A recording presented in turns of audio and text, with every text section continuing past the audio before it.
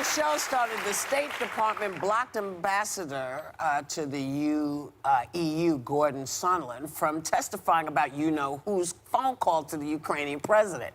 Now, House Committee Chairman Adam Schiff calls it more proof that they're obstructing justice, but Congressman Jim Jordan says not so fast. Take a look.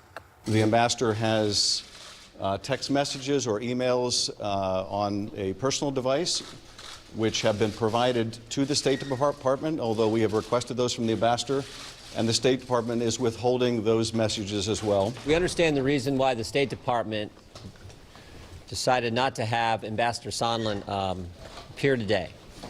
I mean, it's based on the unfair and partisan process that Mr. Schiff has been running. Oh, for goodness sakes!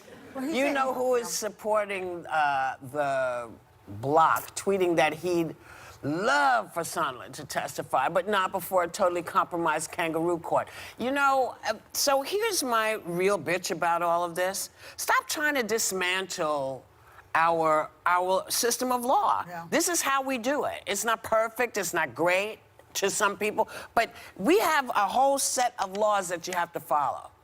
And sometimes it works in your favor, you know, like they got the judge on that they wanted, and sometimes it doesn't. You know, this is how it works. Sometimes we win, sometimes you win, sometimes they win.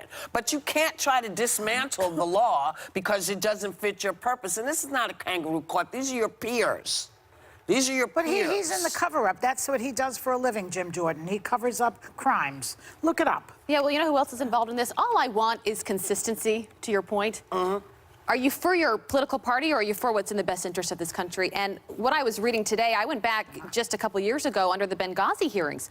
Mike Pompeo, who's now Secretary of State and is now intertwined in this whole mess and was on that call with the Ukrainian president. Here's a clip from him back in 2016 when he was leading this charge, saying that the Democrats, because they weren't handing over information, they were obstructing justice. Take a look at this. This is not the first congressional inquiry in the history of America. I dare you to go find another congressional inquiry where one party behaved in a way that was so deeply obstructive of getting the American people the facts that they needed. Do people not think that we can find...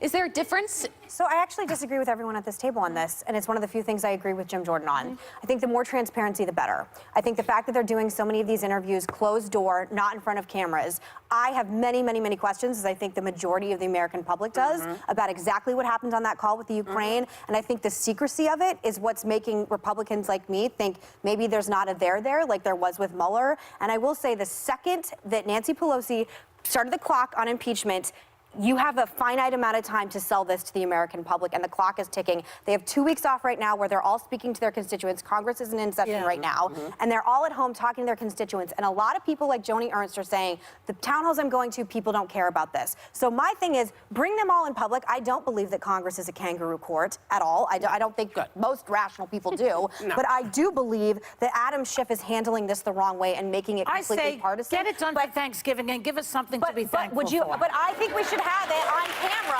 Yes, on camera. But the problem right now is it's all secretive and behind closed doors. I would like to know what Kurt Volker had to say. I would like to know that. And instead, Democrats are doing this behind closed doors. The American public needs as much transparency as possible.